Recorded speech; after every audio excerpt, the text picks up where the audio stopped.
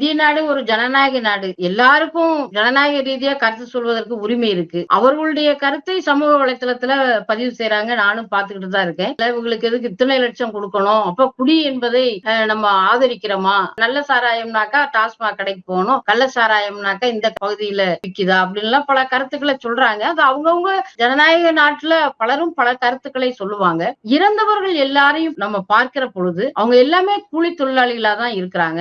ஒரு தினசரி வருமானம் இருந்தால்தான் அவங்க குடும்பமே பொருளாதாரத்துல குடும்பம் நடத்த முடியுங்கிற வறுமையில இருக்கிறவங்க தான். நீங்க யாராவது பாத்தீங்கன்னா ஒரு பெரிய ஒரு மத்தியதர குடும்பமாக அதிகபட்ச வருமானம் உள்ள குடும்பத்துல இறந்தவங்க யாருமே இல்ல. இறந்தவங்க பட்டியல நீங்க பாத்தீங்கன்னா அவங்க யாரும் அந்த பகுதிக்கு போக மாட்டாங்க. இந்த மக்களை நம்பிதான் இந்த கள்ளச்சாராயம் அங்க வந்து சேருது. அதாவது இவங்க டாஸ்மாக் கடைக்கு போய் வாங்கி குடிக்க முடியாத அளவுக்கு வறுமையில இருக்கிறவங்க. அப்ப இவங்களுக்கு போதையும் வேணும், இந்த மாதிரி சரக்கும் வேணும் அப்படிங்கறத இந்த வியாபாரிகள் பயன்படுத்துறாங்க.